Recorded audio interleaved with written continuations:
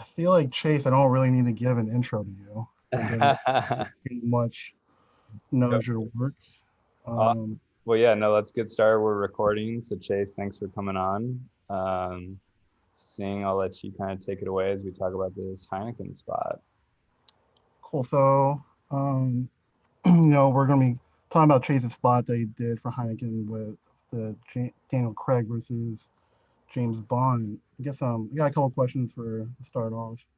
So I guess Chase, the commercial is like more of a short film. Was that something that was originally presented that way, or something that like you and Miles developed into?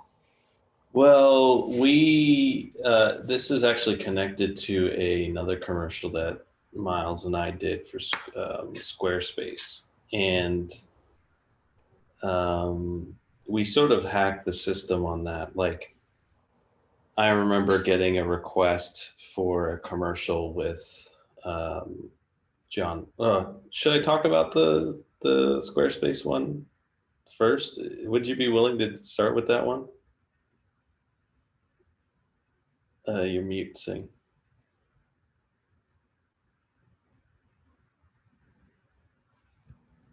He's Okay, there we singing. go. Oh, there you Yeah, I think because I was wondering, I think I feel like the Squarespace probably kind of like set up that kind of platform for you and Miles in a sense. Yeah, basically, we got a brief from an agency that had basically John Malkovich at different landmarks around um, Paris, like John Malkovich at the Eiffel Tower and John Malkovich at the Louvre and it was really lame. And Miles has aspirations of having a narrative career, so he sort of wrote a short film on the side, and we just like were secret about it. And um, the uh, the company sort of took advantage of having John Malkovich last second, and they basically wanted us to do 3 or 4 Super Bowl spots. So then we had no money for this little short film that we were going to do, but then we had money, but we had to shoot the Super Bowl spots in one day, and then we had 2 additional days to shoot the other commercial. So on the Super Bowl spot day, we did these like 15-second and 30-second spots where Malkovich is just like talking to the camera. And then on the 2 other days, we sort of made the short film that nobody really knew that we were doing. And in fact, Miles had like a script printed on, or he had a script, and the producer accidentally printed it and brought it to set on the tech scout. And someone left it on the ground, and Miles like sees it and grabs it, and he's like, "What the fuck is this? Why is this here?" Next thing you know, like Miles is going into like a side meeting with the client and the agency about what we're doing and all this stuff. And we were pretty naughty, and we made this little short film on their dime, and they had no clue really what we were doing. We sort of picked locations and sold the 50-second slot. Even that, like, the opening scene in the Malkovich thing, in the castle, or the big house, and then the fashion show, that's all at the same location. But there's actually another commercial we shot of like John Malkovich chopping wood outside that never saw the light of day. So we're sort of like hacking the system. We got the money to get that location because we were doing a 15-second thing of him chopping wood, but we actually shot a whole day of another thing. So, and then uh, this Heineken thing came up because that had won some awards, and Daniel Craig had some criticisms of the Heineken commercials he had done in the past. His sentiment was that he looked like an asshole. He was sick of looking like an asshole. So originally, I think directors were named Megaforce, and Daniel didn't really connect with what the treatment was or whatever. And Barbara Broccoli, the head of the Bond franchise, reached out to Patrick uh, uh, Smith, the owner of Smuggler, and was like, what can we do? And then they showed showed Daniel Craig and Barbara the Squarespace thing, and then Miles sort of went to Daniel's place for like 2 or 3 days, and they sort of wrote the short film together. And that was the idea, but it was completely not what the client wanted. It wasn't what the agency wanted, so we were just kind of fighting them the whole time. And they were, they just want shots of like their thing going like this, and Yeah. and Daniel sort of resented that. So we had the support of Daniel and Barbara. It was weird because there was like basically 3 clients and none of them got along. There was the agency, the Bond franchise, and Heineken. So it's weird how some of these like sort of, I guess there's sometimes the shoots that I fear the most too, because that they're going to be a crapshoot, because it's like it's not as professional sounding and it's not set up in a professional way. But I sort of get really excited by that because I see professionalism as really limiting. And I sort of feel like some of the best stuff I've done that we weren't behaving in any sort of professional way, but we were creating in a way that wasn't considered professional, in which I define as like sort of suppressing your needs. If you're professional and you have an urge, you sort of suppress them. Like the things that I sort of really value in the stuff I've shot are things where we didn't suppress our needs at all. We went full on. We had like a creative approach. We were stimulated in some way, and we just ran 100% towards it. Fuck the treatment. Fuck the storyboards, and that's sort of what I value. Yeah, because you kind of apply some of that on Black Klansman too, right? In a sense, like. Yeah, I mean, it was Black Klansman's a little different because it was Spike is like an auteur director, and I think auteurship is defined by a certain amount of control by the director, and I really value that. Like I get a little bit. I really value a freedom of non-interference where there isn't like a sort of studio or a client telling me what to do. And I think that yields interesting work because I feel like studios and business people, their thought process is in sort of creating consensus around the art that they're creating. Whereas artists are about provoking, and those things are completely different.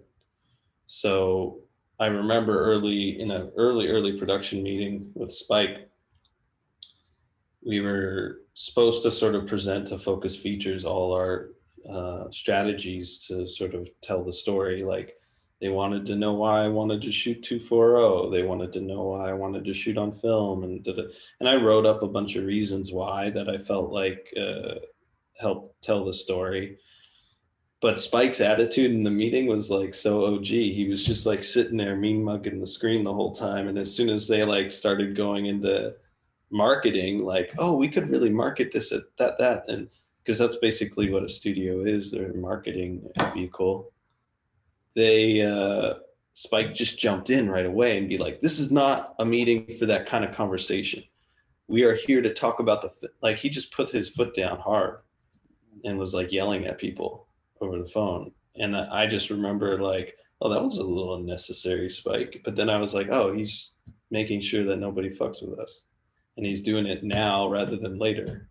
Yeah, he's like ending that conversation, basically. Yeah, exactly. And then literally no one screwed with us. And I remember our line producer, she was sort of banished from the set after the first day of shooting because she kept coming up to me making requests about like, can we change this? How do we keep the money down? And Spike was like, do not come up to Chayse while we're shooting ever. And then I never saw her again the whole movie.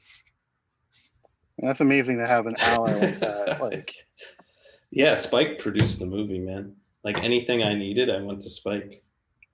He was like, if you want like anytime I wanted an extra camera, an extra AC, extra people, all that stuff, I went to Spike.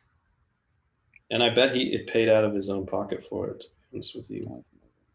Yeah. a true filmmaker. So, the hop back on Heineken. So it's funny how you talk about like, you know, kind of being naughty in a sense, but like, since you're saying you're like kind of like a train wreck with the other like three entities you had to deal with, it did come off like a really fun shoot though, and it seems like it really paid off because it seems like Daniel Craig had a good time, and I think that's why the spot is so good. Like, can you like kind of touch on like that process while you're like during physical production? Yeah, he was. I mean, he was great.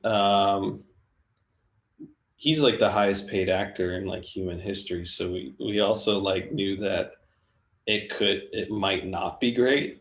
Like he was being very generous, and we respected that and really valued that. So we were trying to be really precious with his time.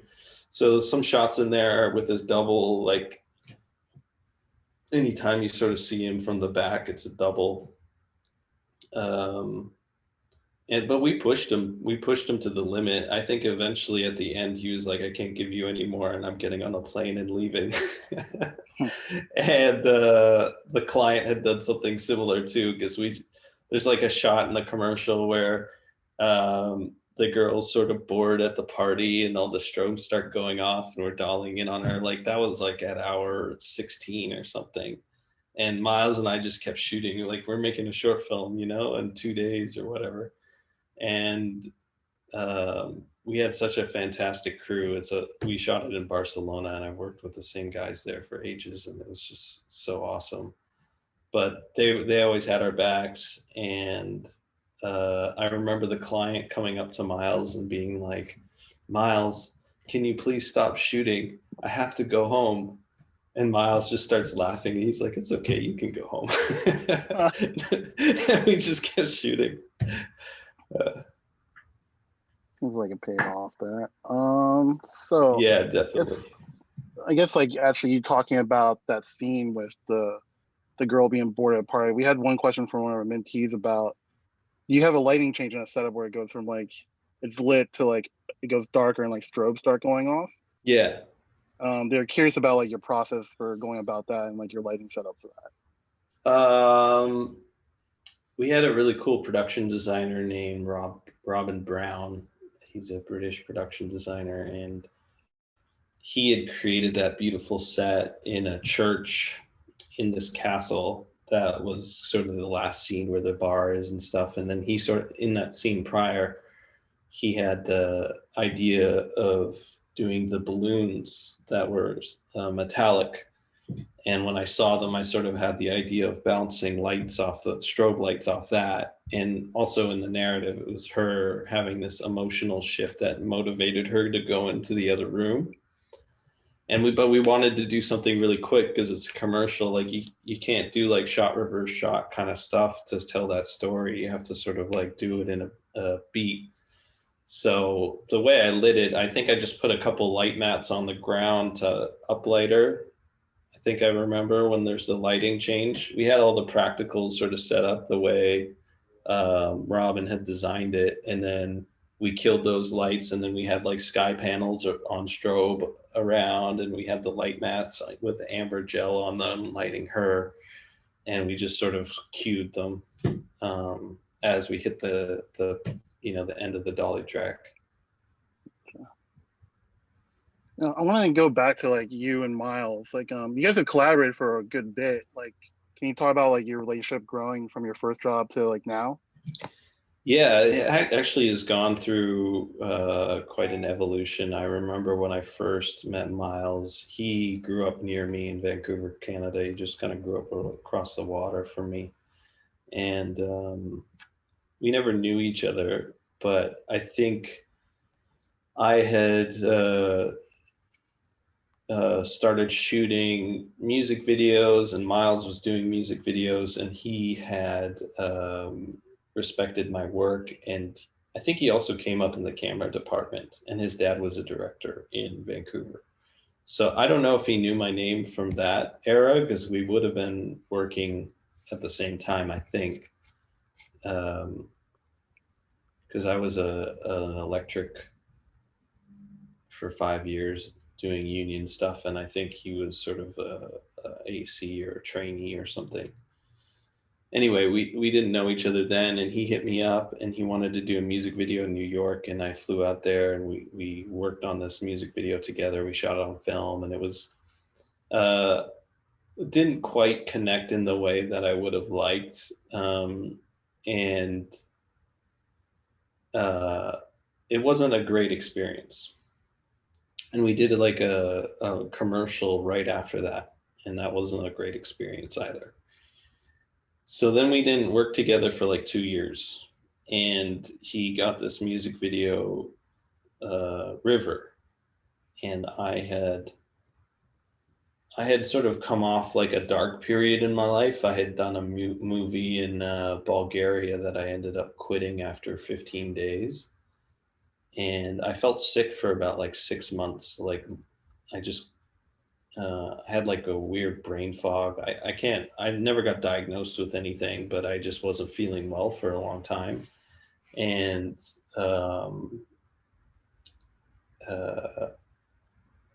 I had been shooting stuff where I wasn't really feeling great about the stuff either.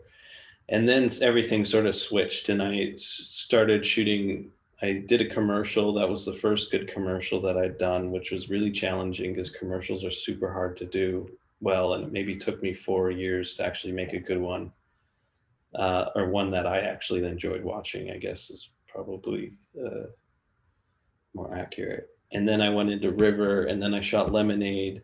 And this was all over like a 3-month period. So I just started going on a roll, and River was sort of a really essential part of that, because I wrapped the commercial maybe the day before, went straight into shooting in Long Beach, kind of all the performance stuff with Miles, and our connection sort of developed on that shoot. I think Miles comes from a very photographic sentiment. Like he understands lighting. He knows what he wants. He's a photographer, really. And he was sort of he was having anxious thoughts about how I was exposing and stuff like that. And I maybe requested him to give me some space and trust me. And he did. So then and I guess when he saw the results, he was really enthusiastic about that. And then we started working on the second part of the shoot in Baltimore. And I remember one scene specifically where we were supposed to do the Steadicam shot where we're tracking the young actress that's in River. And she wasn't really an actress. She'd never acted before. It was very challenging working with her. She would look in the camera a lot and that kind of, she was very nervous. And to do a Steadicam tracking in front of somebody, I knew instantly it wasn't going to work. They're going to look at the shoes of the operator. They're going to look, I knew it wasn't going to work, and it wasn't going to be acceptable. It's actually kind of takes a skilled actor to do that kind of shot, because they have to imagine nothing's in front of them. And like, anyway, Miles insisted on it, and I refused. I said, I'm not going to shoot this shot. I'll rehearse it, and if it's good, then we'll shoot it. So we rehearsed it, and it was completely unacceptable. And he's like, well, let's just shoot it anyway. And I said, I'm not shooting it. And I sort of had like I was angry, and I was like, I'm not shooting it. It's not acceptable. I'm only shooting things that are really special. And he sort of accepted that and moved on, and we ended up shooting the waterfall thing. And he mentioned to me, not even that long ago, how important that moment was for him, because he had never thought in cinema that way. I think he was very, his need was to protect the edit and sort of keep the flow of the day going. Whereas my need was that you don't, the protecting the edit is making sure that you have really special footage. And if you're going to just shoot things for whatever reason, that's not protecting the edit, that's actually lessening the quality. And I'm sort of programmed in a way that my mind, I try to, I sort of have this thing in my mind that every shot should be really special. It was sort of an inner demand that I put on myself for a long time. I don't really have that method anymore. I use a different language with myself, but at the time, that's sort of what I said to myself, like each shot has to be a masterpiece. And if it, and I was, it would actually put me into the pocket when I was shooting, because even the most subtle thing was a challenge. So like an insert of a hand or a phone or whatever, like when I come at it and I look at it, it's putting me in the moment, because I'm really being, I'm trying to, if I look at the shot and it stimulates a repulsive feeling, I really have to dig for like, what's wrong? Let's find out what's wrong and let's solve it. It's not, I never find this like area where I'll just accept and just go, okay, this is boring. I want to move on to the next thing. I won't go there. I'll stop and I'll fight to do it the way I would like. And then I saw Miles take that idea and run with it too. So then as we started growing more together, and we went into Malkovich after that, probably 8 months later or something like that. And that's where we really sort of started teaming up, and his skills as a director started skyrocketing because he was working with like John Malkovich, and John Malkovich is, I mean, I remember John Malkovich, or Miles told me this, I didn't see it, but Miles was like freaking out doing the shoot. And he told me that John Malkovich came up to him on like the first shot and was like, Miles, there's no such thing as bad acting. There's only bad directing. And Miles was like, Miles was like sweating the whole time, and he's like 26 years old or something. And thank you for getting inside my head, dude.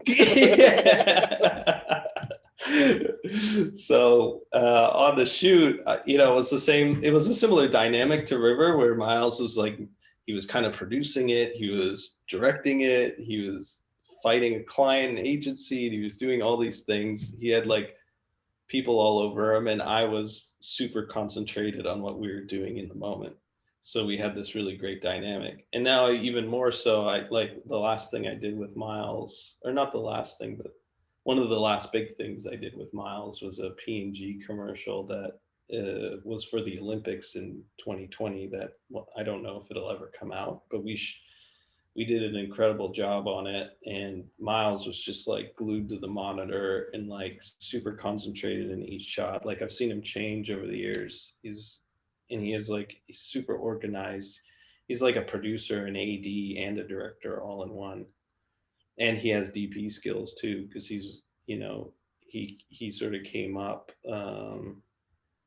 in the camera scene, so. Mm-hmm. I think that's really cool. Like you touching on that. I mean, I've known you for a long time, since like 2009 or something like that. It's got to be like 12 years, I think. Yeah. So like, our last panel I had we were talking, I brought you up about like, you kind of just touched on, I think the thing about you is like your finesse. Like you're talking about like going into the shots and like finding that thing that like, this is how we kind of like give it that like little more in a sense. Yeah. So like finding the answer to it. And it's interesting because it sounds like, I think everyone here should take note, just like how like what Chayse has done also like inspires his directors. Like, I think tell me what you think. I think a lot of us as DPs feel like you get stuck being like, I just need to be the yes man for the director and whatever he says it goes. And like, I think part of it is like, you gotta make sure like you want to challenge these people too, because directors, I think Sorry, I just want to comment on that last thing. Like that goes back into what I was talking about before, the limits of professionalism. Like when you get into that mode where you start suppressing your needs and you don't know how to communicate what you'd like, it's detrimental. It's super costly. And my career really changed when I passed that limit. Like I was like, oh yeah, I'm not fucking around. Like I feel like this isn't right. I remember even with Spike, like I didn't want to with Miles, he's sort of a masochist a bit, so he likes a little bit of abuse. But with Spike, I wasn't gonna do that to him. So I just formed this language where after each take, he'd look at my face, and if I was like this, I would make this and squint my eyes, and he would be like, I know what that means, And it was just sort of a gentle way of sort of not criticizing, because that can slow down the enthusiasm of something, but show that I have a need that isn't quite there, and that we can keep finessing it, like you said. Mm-hmm. It's like a common respect in a sense. Yeah, I mean, each individual you're going to have that a different connection to, and a way of communicating. You sort of adapt to them. Like I remember, I think it was a lot of the collaborations. I kind of adopt certain characteristics with these people because they're companions, and things that Miles says all the time, I end up saying, and things that Spike said, or a lot of Andrea and Khalil, and it's interesting how you form these bonds with these people and communicate to one another, and you sort of have to balance each other out too, because I like sometimes with each director you can sort of get pretty clear their weaknesses, and and I'm not saying that in a detrimental way. I'm saying that that's what I see it, and then I know to support that. I know how to come in and fill a bit of a void so that the whole project benefits. But it's intuitive. It's not a strategic thing. So I'm gonna touch back on the commercial. I'm curious what the most challenging aspect of that shoot was. You had a good throughout the whole piece, there's a good bit of locations and you're moving pretty quick through them because it's kind of like a chase film in a sense, because he's running after her for his wallet. I guess what was the most challenging aspect of dealing with that?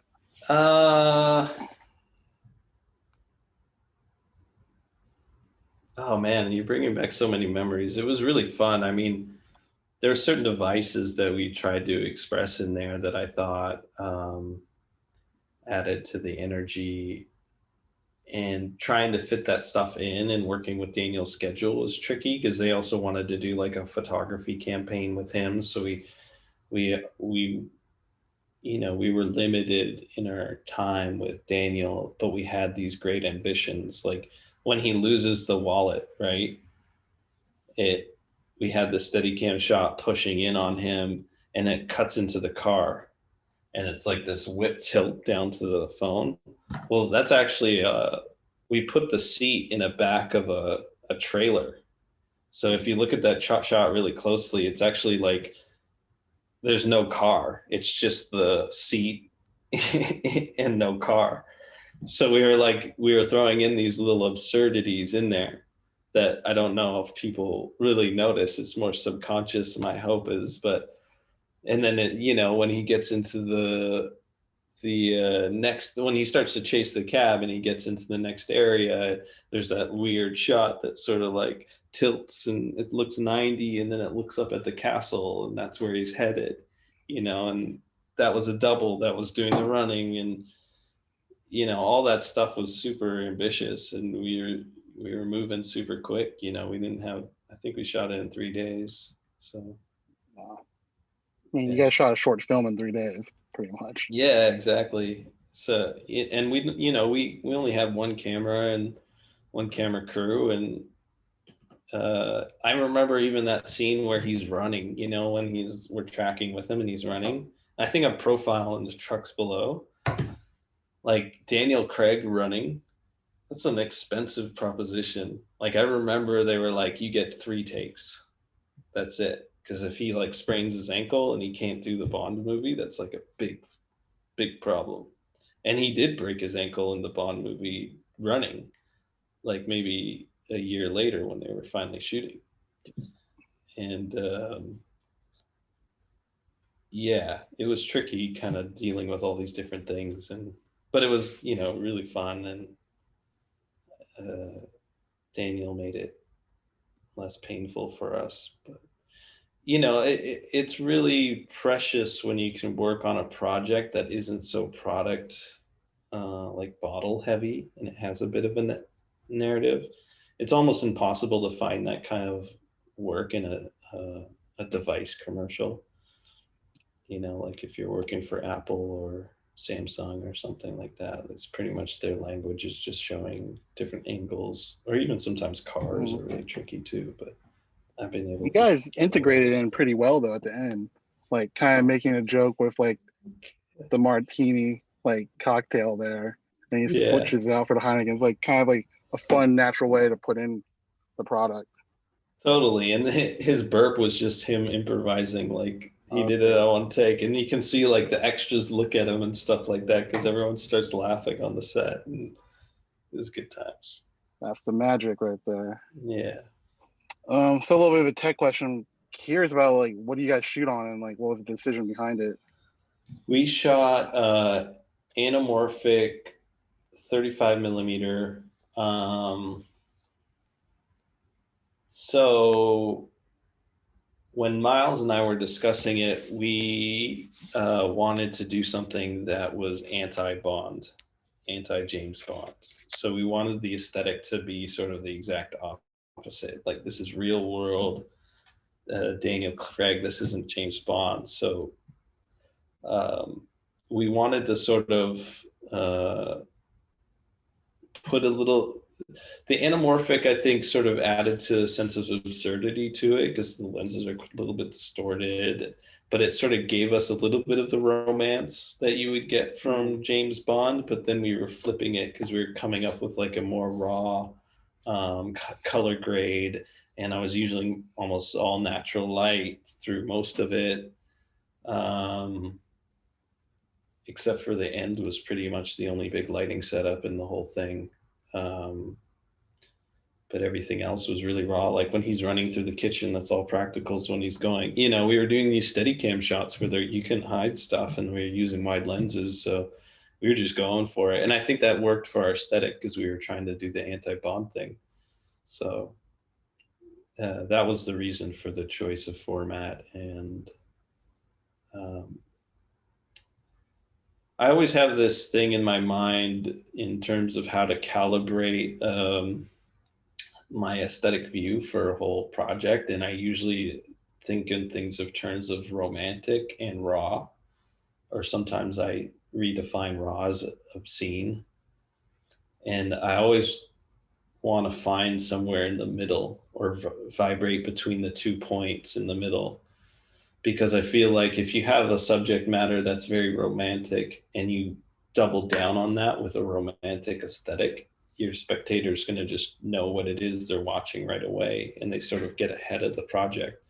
So when I read a script or when I think about what the project is, I sort of flip it, and it comes from my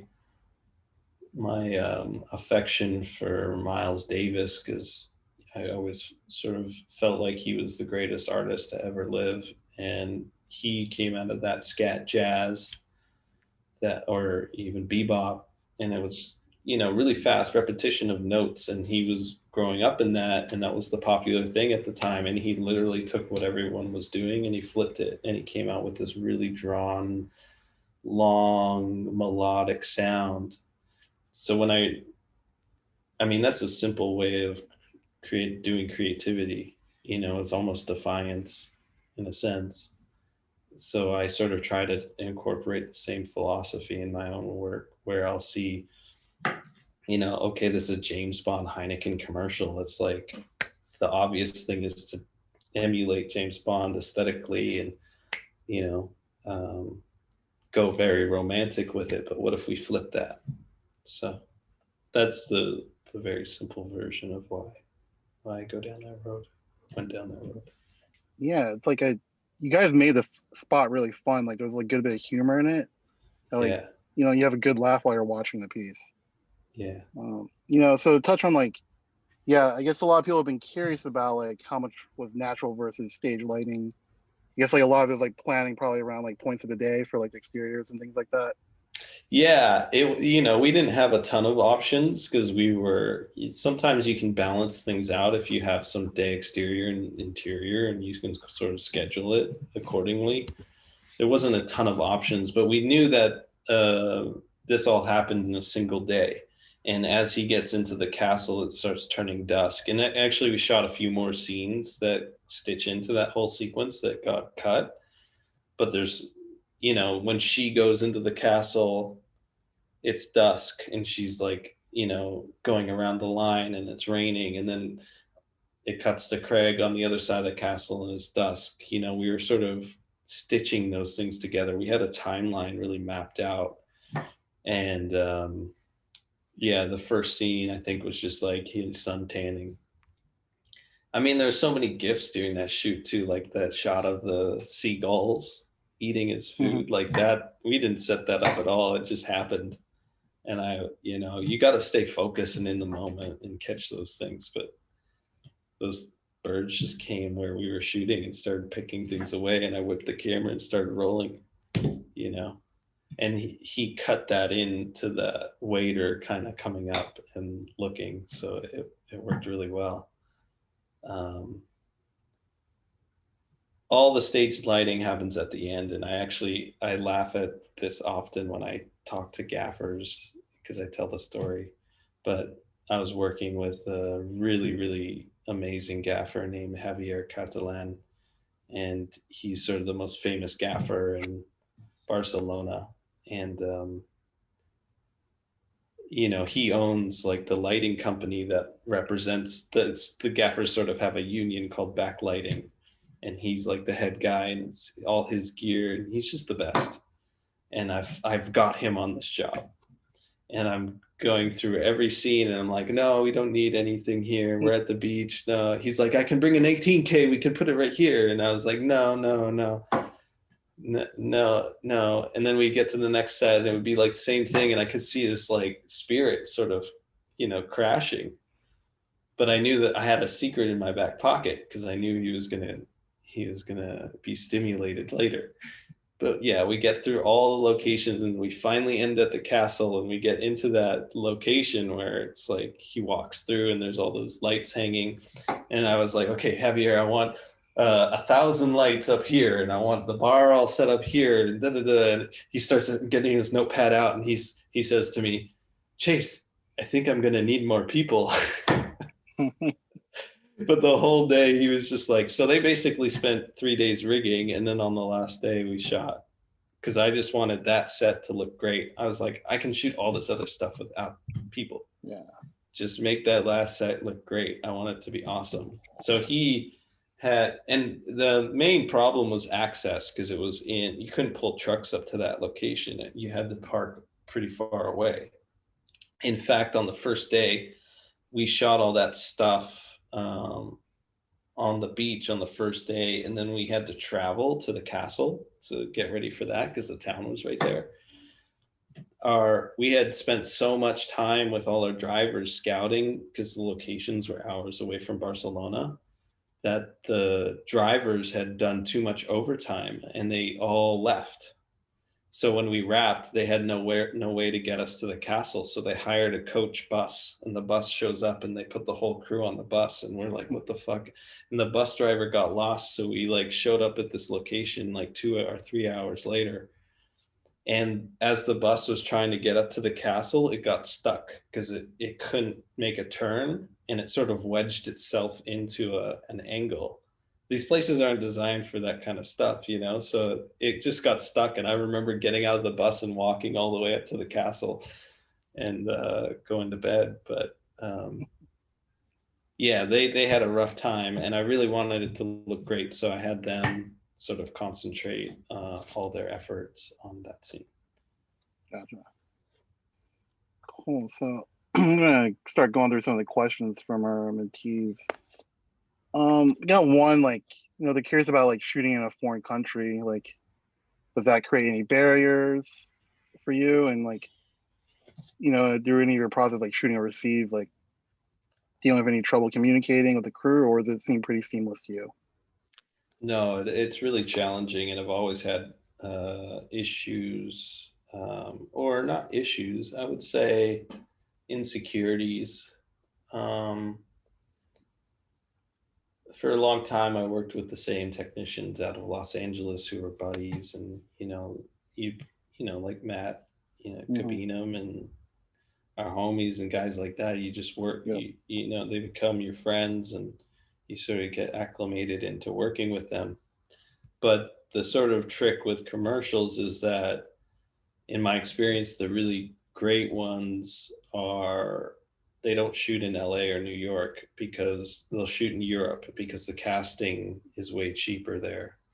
So all that money that goes to buyouts in Yep. union buyouts goes into production. So whenever I've done stuff that has like a really great production designer and they're building shit and there's carpenters and there's this and that, it's always shooting in Europe, South Africa, or Argentina or Mexico. So I just got used to traveling and working with foreign crews all the time. And I've pretty much shot everywhere now, and I have guys in each place that I really value and I connect with. Um, in Barcelona, Alvaro, he and I just worked on something like a passion project just recently, and those guys were, they're super experienced. They're older than I am. I'm in my mid 30s, and they're in their mid 40s or 50s, and they're still coming out and working with me for free on stuff because they're just Mhm. so passionate about it. Like if I had like a really small shoot that's just about like a documentary shoot that's just fun and doing out there, like they're doing it because they love it. And I've had those kind of experiences with crew in Italy.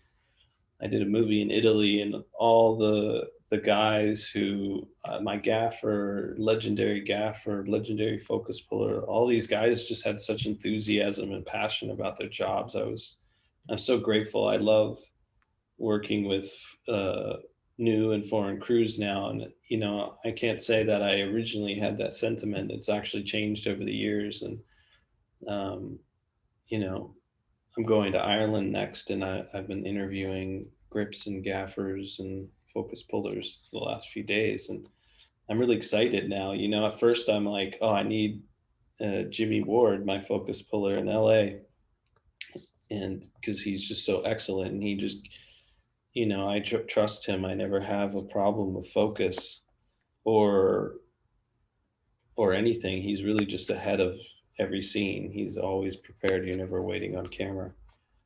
And I have this nervous energy thinking I need Jimmy, but then I also, this conversation's reminding me that I do actually have wonderful memories of working with all these different crew members all over the world, and work with this guy, Charlie England, in London, who's just incredible too. Like there's great people everywhere. Yeah. To touch on that a little bit, you kind of talked earlier about like when you're in like such a professional setting, kind of like the restrictions in that, and like Yeah. how like on big jobs in the U.S., I think also just like the way like we have our unions, and on big jobs, like you have those moments when you just want to turn around, but there's this shit everywhere, or it's like you change things on the fly, and like you kind of get told, no, that can't be done right now. Oh It's yeah, man. funny. Tell me about. Yeah, I feel like with people like my experiences overseas too, and you're speaking on like it's interesting. Just like overseas crew are like more down for that stuff. Like they don't fight it. They're like more open to it, and it's just interesting how like the U.S. is like the standard, but it's Yeah. kind of like restricted us in a weird way. Like, do you agree with that? Yeah, I would. I'm conflicted. Like I just did 3 commercials all back to back in LA, and I felt really limited. The COVID protocols on top of already what the system was, um, make it very, very challenging to sort of. I really value spontaneity, so it's I remember getting into a conflict with a set decorator because sometimes it's very difficult. You go on a tech scout and you tell the crew what the shots are, well, I'm a little bit more vague in my own approach. Like I might describe something as looking 360 only out of the need to protect what we're shooting later, because I don't actually see the tech scout as a determining what we're shooting. I see the blocking as that, and I there's an old school tradition into shooting. It's called block, light, rehearse, tweak, shoot, and everyone forgot how to do that. You sort of storyboard something, you get there to set, you set up the storyboard or the shot list, and then the actors come in because they've been processed, and all of a sudden then you start blocking while you're rolling. I don't really like that, because I feel like what people find beautiful about cinema and cinematographic language is actually harmony. It's very similar to music. It's harmony. It's either the aesthetic being in harmony with the actors' emotions. It's the camera language being in harmony with the motions. It's maybe the vice versa. Maybe the motion is in harmony with the actors. You know, and the only way you can sort of establish that harmony is sort of seeing the scene. And yeah, you can sort of fantasize an approximation in your head, but only when you actually have the actor or person behaving the way in which they would like to behave. That's the thing that you need to react to and create harmony with. So our conflict on this other job was like they really wanted to know what we were shooting, and I was like, I think it's this, and then I would be like, I think it's this, and I sensed some frustration because they just wanted some clarity and then go to the next set and do it. But I hadn't received the director or the cast yet. They were working on it. They were on this particular job with there was two DPs. It was a David Fincher project where he wanted like two cinematographers to kind of create alternate aesthetics throughout the whole piece. So I was sort of pre-lighting and rigging another location. Anyway, I just found that sort of the perspective a little bit limiting, because I guess I just really value, even in the block light rehearse model of working, there is spontaneity baked into that, because you're reacting to whatever the behavior is. And I guess your question is into the limitations in the LA system. I sort of feel like a bit of that is forgotten. It started, I don't know. I haven't been around long enough to know when it changed. Even on my last movie, Blonde, I would spend time with Andrew Dominic. The movie's not out yet, but I'd spend time with Andrew Dominic, sort of revisiting locations, and maybe on the weekend, if we the weekend before we shot our first scene, I went and I laid marks for all camera positions and all the actors with Andrew, and we did like a rehearsal with the actors to sort of get it really clear. And I'd write the focal length on the mark, and I'd write sort of another note, and I would number them in the order in which I wanted to execute them. And I think I did that because we were also working with a child, but I always do it. And I remember Scott Robertson, the first AD, he was very experienced. He's been an AD for forever. I think he came up in the business as a child, and he was working on a movie with Gordon Willis. And I think it was Gordy's last film.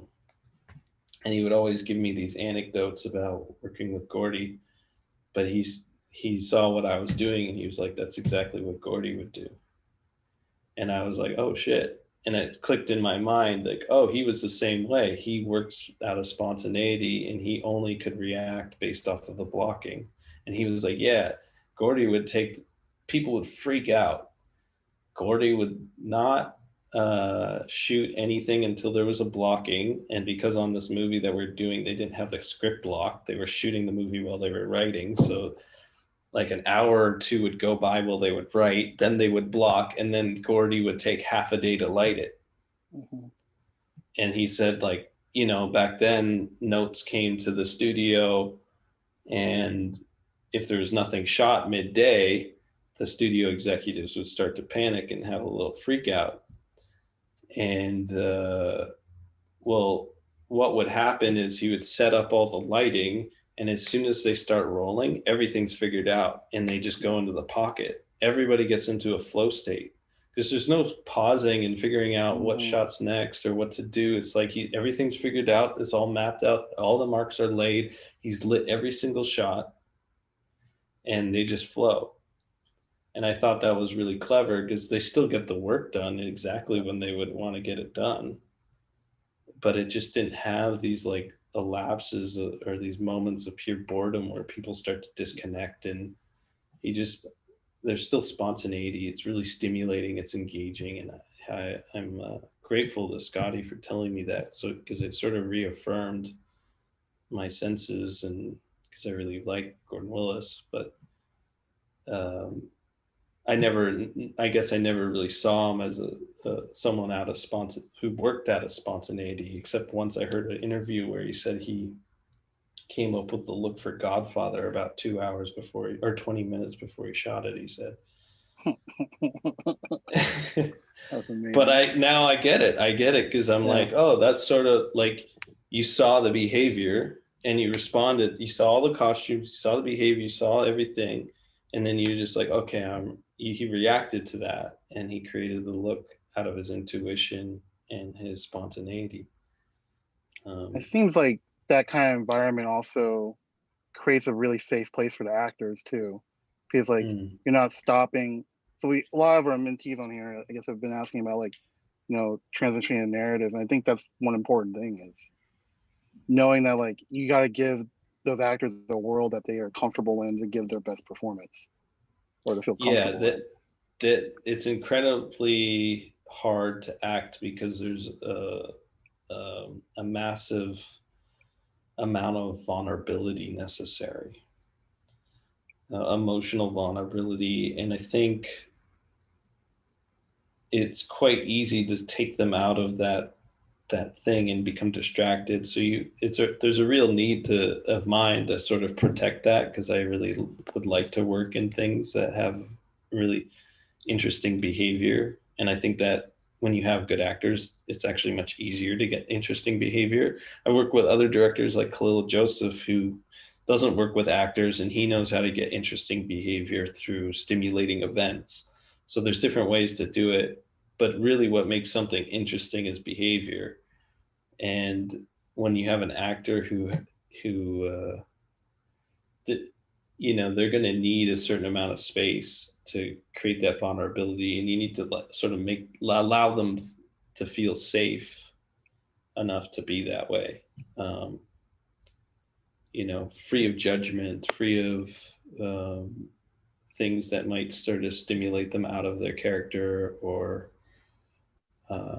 but still, like, I'm not saying that you should be afraid, or like, I remember Adam Driver on Black Klansman. He and I got on super well, and he was a super focused, concentrated actor, but he could still like sort of joke around with him between takes and stuff like that. But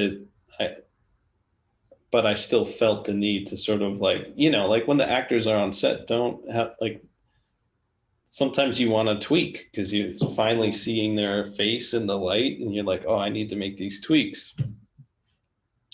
It's like bringing out ladders and stuff like that and having them move is going to not be cool. So, now I have everything on wireless, and I have like an iPad near me, and I can, move the intensity in intervals rather than putting a scrim in something because everything's LEDs, And I think that those are different strategies in which I can protect that space for them, because it does go through my mind, because I know I'll be more successful in the look of the film if they do really well, because really what I'm trying to do is become in harmony with them.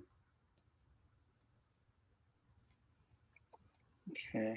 So it's going to lead into another question from one of our mentees, Alexander. So, with the Daniel Craig spot, like, working with celebrities, like in limitations, like, what's the question? like, how do you feel like you approach that? Like when you have limited time with actors or celebrities, and maybe sometimes they have specific lighting requests. Like, how do you go about dealing with that?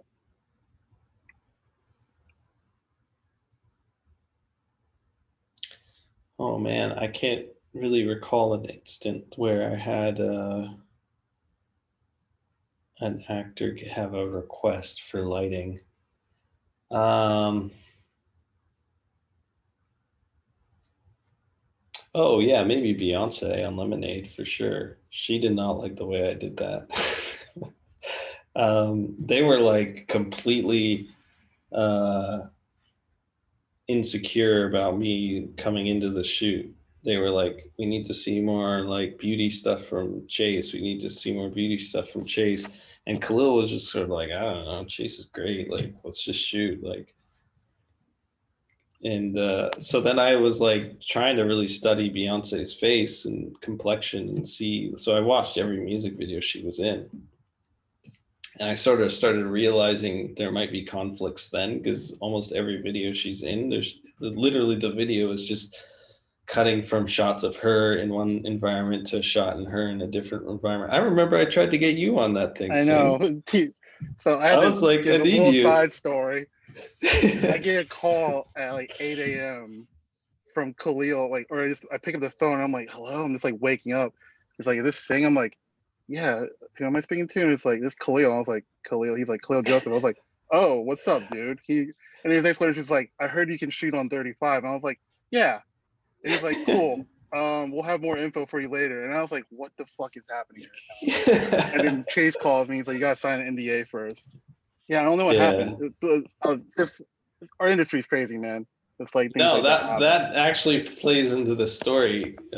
So I studied everything. I sort of saw what she was getting from her other cinematographers in the past. And then the last video she released was like on a GoPro, and it was shot around her house and in bathrooms on a GoPro and stuff. And she looked so beautiful. And I was like, this is bullshit. There's no lighting on this. There's no anything. Like I can tell it's all hair and makeup, if anything. But she's clearly beautiful. So I had just made a decision to shoot her naturally at that point, because I felt like there's going to be a tenderness to that is sort of novel, and it'll be part of what it'll also work in the flow of what Khalil and I like to work in, which is really spontaneous. And if we have like a bunch of lighting around, it's not going to be so spontaneous. So you know, I think it might have been day 3, or 4, maybe day 4, Beyonce was like a little bit frustrated because she wasn't getting all the attention. You know, we were shooting like a lot of other things. I had 3 cameras. I had, you know, when I was like all that stuff with her handheld in the bamboo, I have no focus puller. It's just me. I'm like pulling focus by myself, trying to keep her in focus, because all my other guys are actually shooting other things, like a woman with a double vasectomy, and doing a time lapse of this other thing, and like everyone was working and it was chaos, you know. But there's Khalil sitting in the grass, like playing with grass, like not watching a monitor, just watching what we're doing, and you know, whispering and stuff, and you can't really understand them. So I think there was sort of a shift in Beyonce where she started feeling scared because we were working in a way that she wasn't accustomed to. And I don't think we were shooting on film, so she couldn't really see. There was no like client set up where she could watch playback and see things. And she was spending a lot of money. So I think she had this overwhelming need to sort of protect herself. And that's when I was like, let's get singing here, because she wanted more stuff with her. And I just wanted to really run around with Khalil and play. And I needed some reinforcements, and Sing's like an old homie who's always had my back. And, you know, like when I needed a couch to sleep on, or a spare bedroom, he was there. So I would have hoped that you were coming, but then Beyonce got one of her guys that she had worked with for a long time, and we gave him an Alexa Mini, and they just started shooting a whole different music video on the side, none of which is in Lemonade.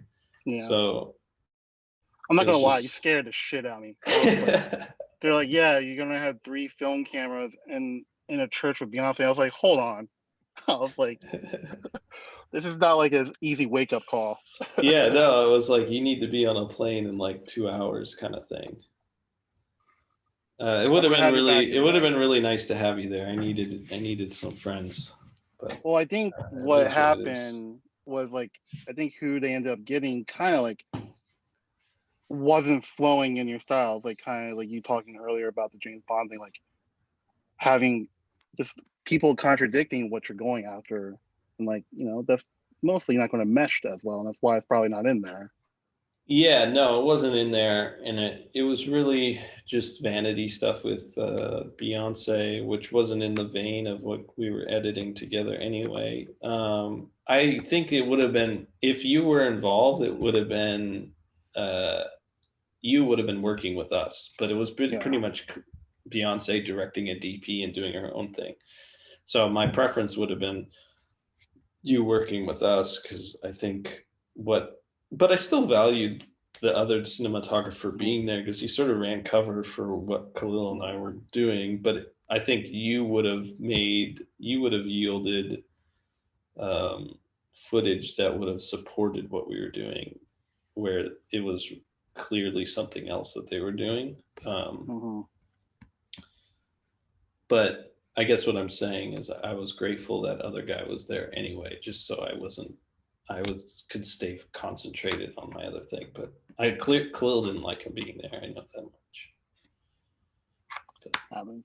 Still think Lemonade's prettier than Black is King, in my opinion. All right. Let's go. So we're gonna touch back a little bit on this commercial spot. We have Lauren is curious about like your storyboarding and shot list process for that spot, and like what was location scouting like, and like were there any major features of location that you had to add, hide, or take away with lighting, VFX, or collaboration of art department? Sorry, we're talking about Heineken? Yeah. Damn, there's a lot in there. Can you repeat the first part? We'll start with just like what was like the process for storyboarding or shot listing that spot. Okay. Yeah, Miles and I storyboarded it in a production office. We had scouted. Miles does something really clever. He doesn't do storyboards. He gets the client and agency to agree to photo boards. So basically, he takes stills on his Leica of me standing in being Daniel Craig and shit for 2 or 3 days of scouting, which is really nice because storyboards sort of... storyboard artists, they always put like a smile on the character's face, or they sort of like put aspiration language and advertising language in there, whereas the photo boards are our language and we have control over them, and they've already committed to it and whatnot, and it just gives us way more control.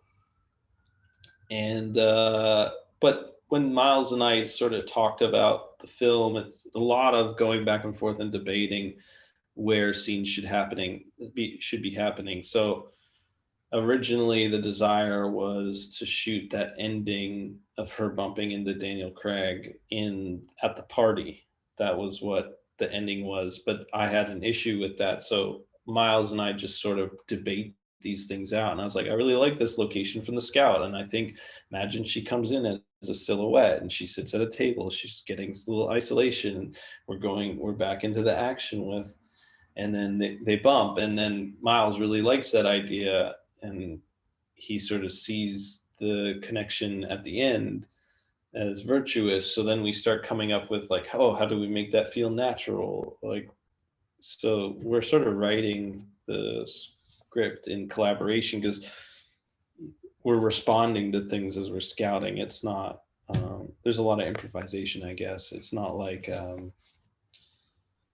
we know everything that we're going to do before we scout, or it's not like there's, I don't know, it's hard to describe. I guess we're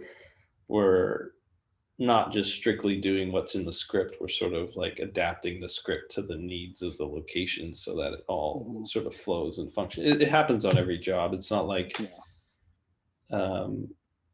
there's never going to be a movie where you just go to all the locations that you like. You're going to shoot at a location you really like, and then you're going to build in an empty room the other location because you have to be there on the same day. Do you know what I'm trying to say? Like, your production designers adapting and changing and building rooms. And I remember on my last movie, Blonde, we were shooting a movie theater scene. Well, you don't want to load out all the gear and move after the movie theater scene. So there was an office upstairs, and we built like, what was it? This, I can't remember what the school is called, but it's where they invented method acting. Lee Strasberg. Fuck, I can't remember it. But we built the school upstairs so that we can just move from A to B. You know, so a lot of that goes on. But you're reacting to that. You're taking what's in the script. You're trying to find the essence of it, and you're changing it. So there's that going on too. Okay. I mean, I guess with the hiding spot, did like, you know, with the location scouting process, like with you doing the photo boards, like were there any major features of the location that you had to like add, hide, or take away with lighting or VFX post work that has to be done to it? It seems like it was pretty straightforward and natural to the locations, like not too much. Yeah, we were really gifted, but that stuff, you know, like that windy road that goes all the way up, you know, and then the wall that's all crumbled that Daniel Craig kind of bypasses to, like, all those were gifts that we just found via scouting, you know. We're taking the logic of the character and trying to think of like how the story can be supported by the locations and what gifts there are, you know. I think that's really valuable. One question from Adam is like, you know, hearing the process of shooting like commercial this scale and how it differs from like a narrative project. And I guess you asked like specifically touching on scouting and storyboarding, but you just kind of touched on that. But like, is there anything else that like differs big for you in those two worlds? Commercials are more challenging, to be honest with you, weirdly, only because to make a good one, because there's a client that's sort of circumventing what your desires are. There's a real conflict in commercials. It's a commercial is sort of about telling you what to think, and art is about asking you to think. So whenever there's like sort of a critique or a suggestion from a client or agency, it's really designed about around sort of really projecting and manipulating a spectator, which usually comes off super contrived. So you're constantly trying to like circumvent that and try to find ways to make it natural or make it interesting and artistic and stimulate the spectator as if they're watching a movie. And so their language is completely the opposite of ours, essentially. So it's really, really challenging. But whereas when you're on a movie, everyone's already working with the same language. So I sort of use the term like hacker. You sort of have to be a hacker when you're working in commercials. I don't think there's many directors that are that. Like there's, you know, Miles does it. He's sort of a thief. He steals it. Like he'll, you know, talk about a script where John Malkovich is at the Eiffel Tower and all this stuff, but then he'll show up with like a script, you know, like he's a thief, and not a derogatory way, in like a good way. As an artist, he has a need and he finds a way to take it coercively. But then there's guys like Martin DeThura, who's also one of my favorite commercial directors. If you don't know his work, you should check it out. I think he's going to be a really great filmmaker, doing features soon too. He is this Danish guy who's just so fucking charming. Like the client and agency are just like, whatever you say, you know?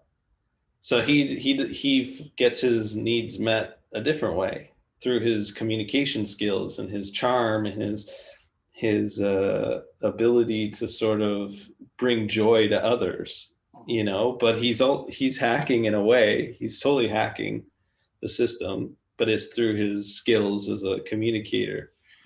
And then there's a guy like Mark Malloy who's absurdly hardworking, and he packs a schedule super hard so nobody can survive except him. So while everyone's sleeping and disconnected through exhaustion, he's like pushing really good stuff through. Whereas if you work with somebody who's just sort of like, um, doing what they're told, or is really subservient to the needs of the client and not their own, you're going to get your sort of typical advertising, I think. Yep. We have another question about, your process in regards to like the car mount work in the Heineken spot. Like how did you go about that? I think the shots out, we had a process trailer, I think. No, maybe we used a tow rig.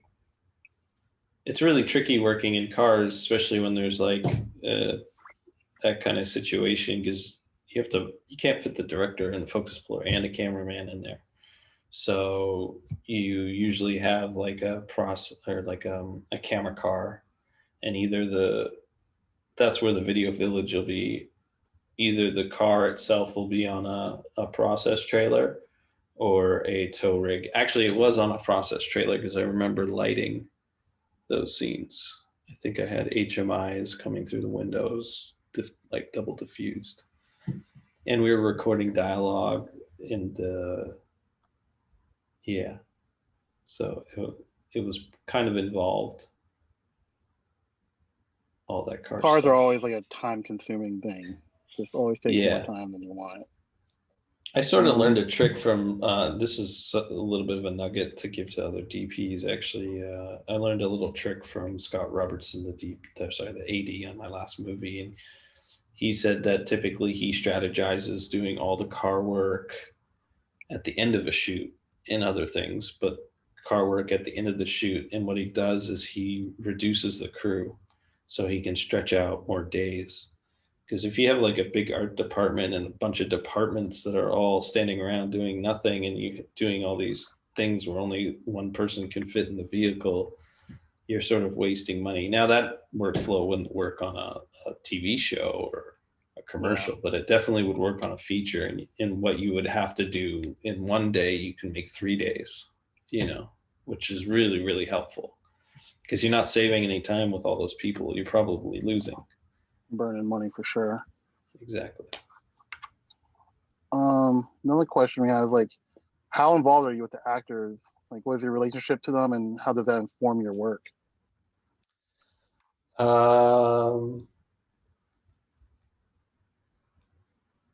I'm super concentrated on what they're doing, and their behaviors. Like I said earlier, like I really see the thing that the spectator finds beautiful in the film is the same thing that we find beautiful in music. It's the harmony. It's the connection between the camera as a window and the actor, and how those things kind of move together. And the more harmonious that movement is, or lighting is, or ideas are, the more beautiful it actually becomes. So for me, in my need to sort of stay stimulated, I feel like the thing that sort of keeps me stimulated during a shoot is really concentrating on exactly what the actors are doing, because I have no control over that. And I also respect them having space. I have a lot of ideas in terms of blocking. Like whenever I look at a location, I never sort of am fine with just the idea of like, oh, we'll just do it here, here, and here. we'll shoot this single and this single, and that'll be it. Like I almost have to find like 3 places that the scene could happen in one room. It could happen by the window. It could happen in the kitchen, and one, in this space over here. Maybe they do it in the corridor. Like I always want to explore and have those options. So when we're blocking with the actors, I can sort of be like, well, what if we tried the scene like if you're leaning against the wall instead of like in the chair or on the couch? Like typically when people sit on couches, like it doesn't look that good on camera, to be honest with you. But that might be where logically the script says it's supposed to happen. Well, what if he's sitting on the arm of the chair? Adam Driver, what if you sit there? And then his posture takes a thing, and his whole energy changes. Like I get involved in that stuff, but I don't talk direction like behavior with them or like what you're feeling. I sort of get that clear with the directors. In the shot listing phase, I talk a lot about the emotions, because emotions and themes are the same thing. So when I see a scene, like I'm going through a script right now, I'll see a scene and I'll guess the emotions behind each character, and I'll write them at the top of the scene. And then when I'll do that to the whole script. And then when I start talking to the directors about it, I'll sort of get affirmation. Like I'll be like, this scene's about, the bond between these 2 characters, and she gets angry here, or she feels betrayed, or well, I wouldn't say that because that's more of a judgment, but she doesn't feel safe with this character. And then I'll get those things clear after back and forth with the director. And then when I'm planning the shots, I'm thinking in terms of those themes. So I can give an example. There was a scene in this film that I'm doing right now where there's sort of a tableau of a bunch of women at this factory, and they're all talking, and an ambulance goes by, and the women leave the shot. And when I was talking to the directors about it, they were giving me tons of information emotionally about what's going on in the character, because she's left alone in the frame. And first, she sort of is grateful that she doesn't have to go to the town because her son's not around, and the ambulance clearly isn't there to do anything for her son because her son isn't in the country. So she's sort of relieved. But then she starts to feel longing, because she kind of wishes, even though there's something tragic about to happen, she sort of wishes she had this connection. And so as I started getting more information, the shot became this idea of like starting in a medium. And as the women leave, she's empty in the frame, and then she takes a puff of her cigarette. And as she blows out, the camera starts to pull away. And that sort of articulates her longing.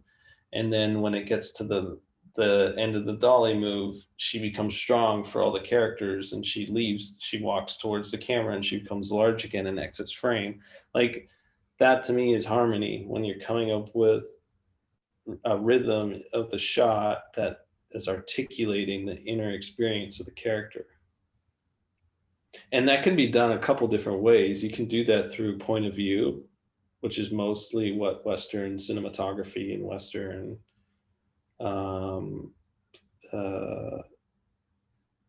sort of language, cinematographic language is about. But I also think that there's mise en scene as well. Like in that shot, maybe the wall that they're leaning against is painted a particular color that is going to translate an emotion to the spectator. So the shot is completely objective. You're not showing point of view. You're not articulating any subjectivity, but you're doing it through the mise en scene. And there's a great film that does that super well. It's called The Headless Woman. It's directed by Lucia Martel, who's Argentinian director. And throughout the whole film, they're describing this character's inner experience, but completely through observation. And the devices that they use are like the color composition. Like on this edge of frame is a blue bucket and there's a red bucket and she's in the middle and she's wearing this color, and you just kind of you end up having these like messages sent to you through very, very subtle means, and so beautiful and elegant. um, Whereas you could say the same thing with her looking at the bucket, and you could shoot her shot, her looking at the bucket, and then you could shoot a reverse of it. Like that's sort of, the sort of standard language that you get when you read a script. But there's other methods um, where you can violate, or maybe not, uh, maybe work outside of the predisposed need for subjectivity or point of view and cause and effect. Like you can sort of start breaking those rules and playing with that stuff. And it actually makes cinema really interesting when you do. But first you have to get clear the emotion, and then that can stimulate or it's not just the emotion, it could be the need as well, because those things are connected. But also one thing that I would, leave on you guys too, is to have an emotional and need literacy as well. Like really, I really changed my game as a cinematographer when I formed that literacy, and I started experiencing my own life through having consciousness of my own emotions, and and my own needs, and I know when I feel angry there's something behind it, or when I'm feeling and I can sort of study these things, and then I can see them in characters and scripts and stuff like that, and I can sort of connect with that, and it stimulates even more rich ideas, that because I'm using my experience and I'm putting that into the film too, which makes it even more unique in my opinion. I hope that helps. Gotta put your heart in it. Yeah, exactly.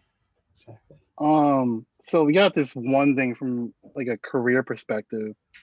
And I think everyone here goes through it, but it's like was there ever a point in career where you like felt like you're in limbo or questioning if this was going to work out?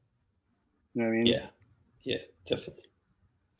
Like, do you mind like touching on like what that was and like how you like brought yourself out of it?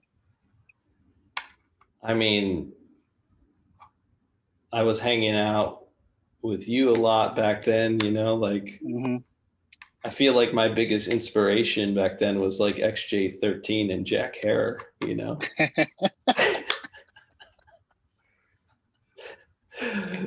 maybe some Blueberry. Yeah. So, but I think, it was pretty sad.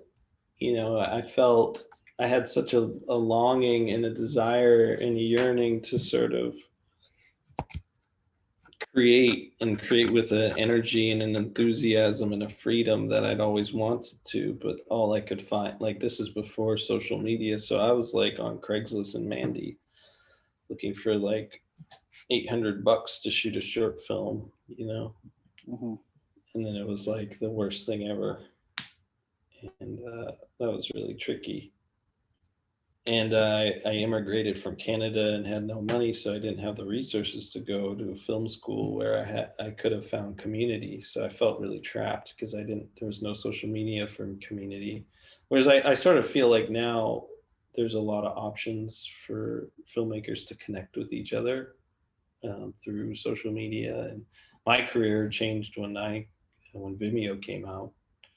Like I was able to share the thing, like my montage reel, and I could approach somebody else who made like a little short doc, and I could say, "Hey, I really liked your doc," and they could see my stuff. And like there wasn't that in 2009, at all.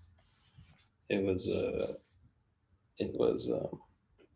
mean, there was Facebook, but if you followed, became a friend with somebody, it was sort of creepy if you're like talking about work. I connected with you through cinematography.com. I don't even know if that's still around. No. But yes. I mean, I think you just moved to LA at the same time. So I had community with you and Matt and Doug and others, but we were all DPs. We weren't like directors and stuff. So I guess like the thing is like, I think in your earlier years being around you, just like what was impressive was like your resilience. Like and then like do you feel like that paid off? Because I remember talking to you about the film in Bulgaria, and like you're pretty shattered after like that went south. But Yeah. I feel like, for all of us, like when you're questioning career, I think it's really hard for you not to be like, I just need to do everything that gets thrown at me just to like feel like you need to be current. And like I kind of took that route where you didn't, and I think the way you went about it was actually paid off better, and you chasing what you really want to do. Whereas like I'm like now trying to like I spent the last few years trying to like dig myself out of like this, being pigeonholed into like a certain look that I wasn't as happy with. Yeah, Um, you're saying that um, you worked on things to stay busy and stay stimulated, but they weren't in harmony with your values and exactly. aesthetically. And now you feel like you're judged by those choices earlier, but you'd like to be judged by something else. The Well, choices that the things that you do value. I'm now more currently doing that, but I think like for everyone listening, it's more about like what I find impressive about you is that you're able to like stick to your guns throughout that time, and like what advice you can instill on like even though it might be rough and you're not working as much, how do you like keep that spirit alive? It was really tricky, honestly. I think it might have been had to do with my pain threshold, and you're actually a little bit stronger than I was. Like when I work on stuff that I don't feel connected to, like I'm so sad, and I just want to like. It was so painful, so excruciating. I just and I had a real need to protect my enthusiasm because I actually think what makes good films and good work is actually the people and the director and DP and those creative people that are involved. It's their enthusiasm that makes it great. It's nothing else other than that. And I was really, really afraid. I was just so afraid that my enthusiasm would go because I have sort of like this attention span thing where like once I get really good at something, I sort of like don't feel connected to it anymore. Or maybe I fail at it and I just don't want to do it anymore. So I was completely frightened that was going to happen in my career. So when opportunities came up that, oh man, I don't know. It's still kind of tricky, like I get opportunities on things that I think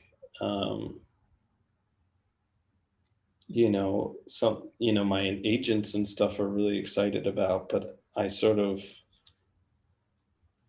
right now I really value my freedom of non-interference more than I do my freedom of um, resources. There's this concept called positive and negative liberty. There's two types of freedom. There's two types of liberty. There's non-interference freedom, which is called negative liberty, and then there's positive liberty, which is freedom, but freedom through having the resources to do what you would like. So, uh, you know, uh, Black people in America, they're not slaves, but they don't have the freedom of resources to live freely. So, I sort of adopt that same or that sort of concept into my own things that I'd like to work on, and I really, really have a need to have that freedom of just being able to do what I would like without interference from others. But I'll get offered something that has a lot of money behind it. Like maybe it's a major motion picture with like, an unlimited budget of sorts. And I'll get scared. I won't want to do it because I know I won't have my negative liberty. The studio is putting so much resources into it that when I get really stimulated and enthusiastic about an idea, it has to fit in the consensus system that they have. They're working based. They're using analytics to figure out what Yeah. people want to watch, and they want to make sure that you're working within that. And I'm actually way more interested in just not paying attention to any of that shit and coming up with novelty. There's this philosopher named Hume who studied art and had many theories about art. And he was like, there's a consensus, this, and this, and this. You can list the things that will make something beautiful, an image beautiful, depth of sound, depth of field, color, da da da da da. You could apply all those things. But the thing that people don't realize is actually that list is actually constantly getting added to. So when you think of like a studio and how they're measuring quality, they're still using the things that are on the list.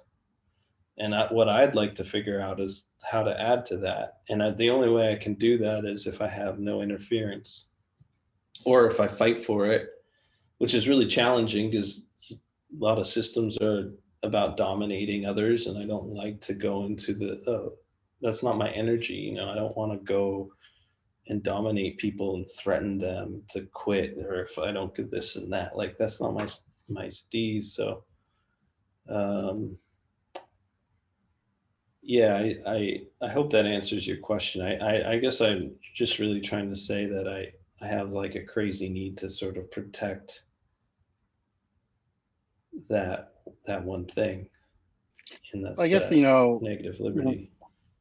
I like what you had to say, but I guess it's more in a sense like when, you know, when you're having trouble finding work, how do you motivate yourself or create, you know, opportunity to get work that you want to be a part of?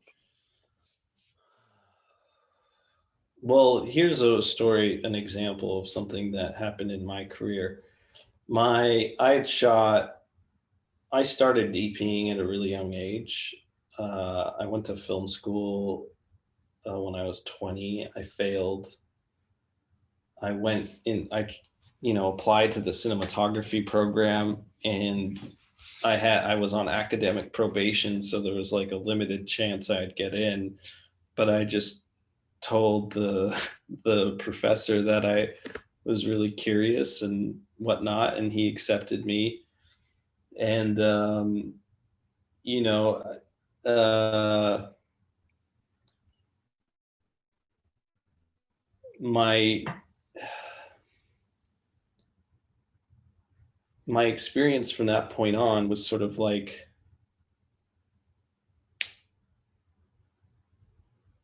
I don't know, it was a constant struggle, to be honest with you. I feel sort of confused at how exactly I was able to sort of stay connected to the things that I really wanted in my career. And I don't know, there's a lot when I think about it, I feel like sort of a little bit confused on what exactly the strategy would be to steer your career in a particular way. Because the environment is a little different than it was when I was coming up.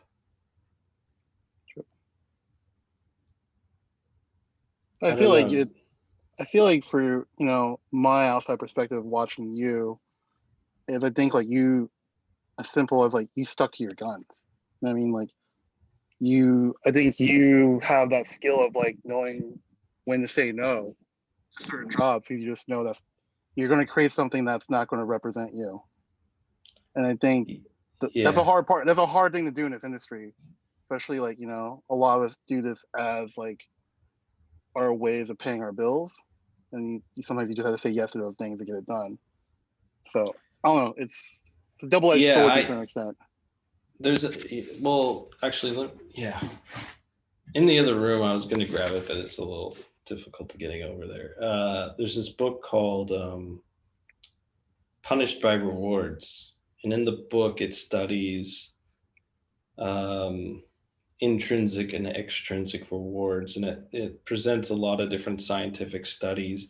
And basically, it concludes that any time you work out of an extrinsic reward, either money or status, it's quite costly to intrinsic rewards, such as meeting needs, which would, like fulfillment, uh, meaning, companionship, community. And I, I had this I read that book during the lockdown, and it really validated some of the, and made me able to sort of see some of the strategies that I was employing through my career, because it was quite clear in that. And I think it's really something that I would like to say to others, young cinematographers, is that that language of working for money and, having to have financial security, it's sort of, it's, I don't want to use it's costly. It's costly.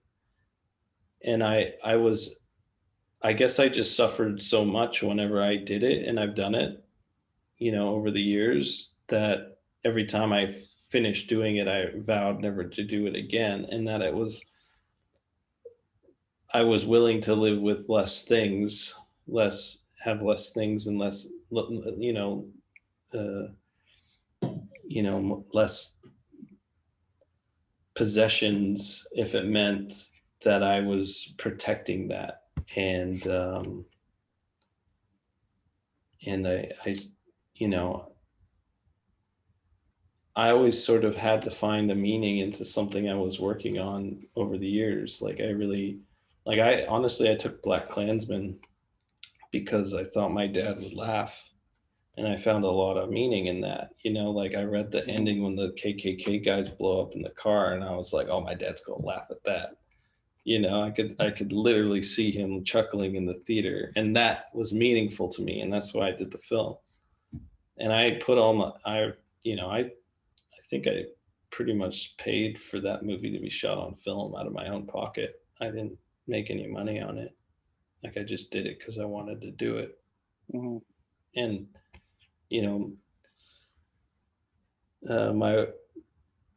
my former spouse probably wouldn't like that so much. In some cases she was very supportive, but I got an earful every once in a while about trying to protect the family and our future and stuff like that. But I just had this need to sort of do it in the way that I would like it, so I could feel fulfilled when it's finished. Yeah. And that feeling of fulfillment is actually not, and meaning isn't completely connected to joyful emotions. It's actually connected to suffering. To really feel fulfilled by something, there is a suffering involved in it. And I guess I just have a sort of a real sense of when something is the right challenge, that I'll suffer just enough. My skills are just good enough for it. And there's meaning in that. That's sort of the formula in which I'll take something. Yeah. If something isn't really challenging me, I'll feel bored, and that's sort of a very alienating emotion, and it's impossible to stay connected. And that's in that book, Punished by Rewards, it sort of reaffirmed all those ideas. It just sort of shows studies in which, once you stop working out of that natural need to feel fulfilled and have meanings, or any other natural need, the studies show that the quality of work declines. And they show studies in classrooms and in businesses and all this stuff. And I just really believe that. And I think there's really good examples of cinematographers and other artists kind of hitting big at a particular in their craft, and they start, they really value money and status, and they do big projects, but their work stuff, the connection to the work sort of is gone. Yeah. Or you look at some of these agency websites, and there's a lot of cinematographers who sort of have the same thing going, and but they started, before they were signed, they were really doing interesting, unique stuff. But then all of a sudden their work was homogenized with everyone else in the website or whatnot, and it's because they there's a system of work that is in that cycle, and you sort of lose connection, and you're making money, and it took a long time to make money because you fucking were a starving artist for so long, and now you're making money, and you sort of lose connection to the thing that really fulfilled you and made you desire to feel or learn the craft in the first place. So I think it's worth protecting that stuff. Yeah, I'm gonna touch on what you're talking about with so today, for everyone here, I took an interview today for a certain TV show that it's high profile. It's a Ryan Murphy show. But then I have this other offer for. I've been in the last couple of years and wanting to do more films and tell stories of like Asian Americans, and just because I feel like I personally want to help do more representation for that. But what I was told today was, my agents were like, "We'll support you either way, but the Ryan Murphy thing is the way to go." And I'm just sitting there thinking to myself, I'm like, I've heard all the nightmares of dealing with that show, and just like, so like what Chase is saying is like, I think my creativity will get stifled because I'm entering a world that is so branded a certain way. And then I sit here and I look at, I'm like, yes, this other movie is like, the budget is half of one episode. It's like, there's like no names in it, but yeah, it's a gamble on paper, but I'm sitting here thinking like, which one am I going to be more fulfilled with or be like happier when I'm done?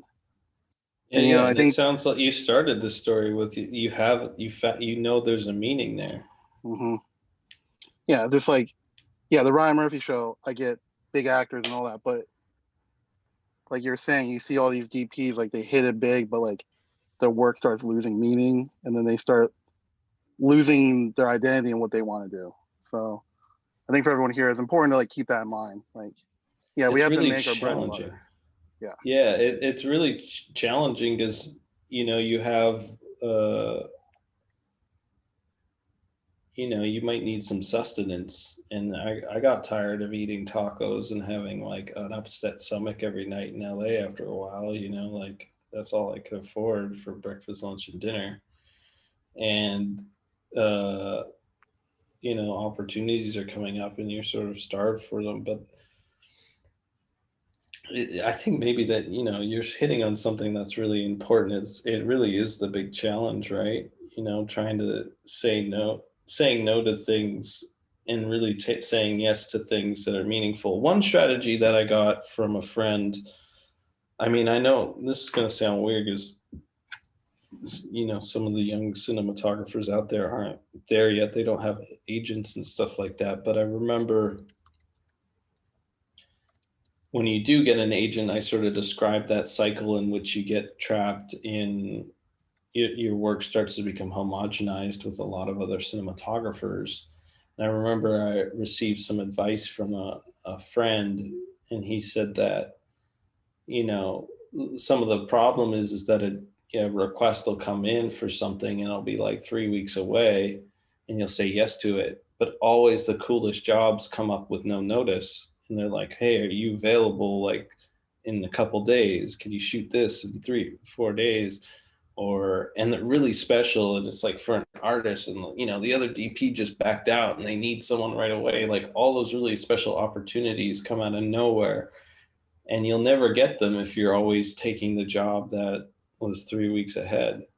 And I'm not saying don't take the job 3 weeks ahead, but if you don't find meaning in it, don't take it, because the thing that you do actually will find meaning will come with no notice. So I was when I did get signed to an agency and I started shooting music videos, because that's sort of what got me signed to an agency, I was really protective of that. So I said no to a lot of stuff because I was like, I don't want to say yes to this thing that I have no meaning for myself in, and then lose the thing that I will have meaning. And then if I didn't have that need, I probably would have been caught in the same cycle that a lot of other DPs get caught in. So that was good advice. Well, I feel like we covered a lot. I mean, do you guys, does anyone have any last questions they want to ask? I kind of went through what you guys all listed on Growth and Co. through Slack, and then all my questions. Is there anything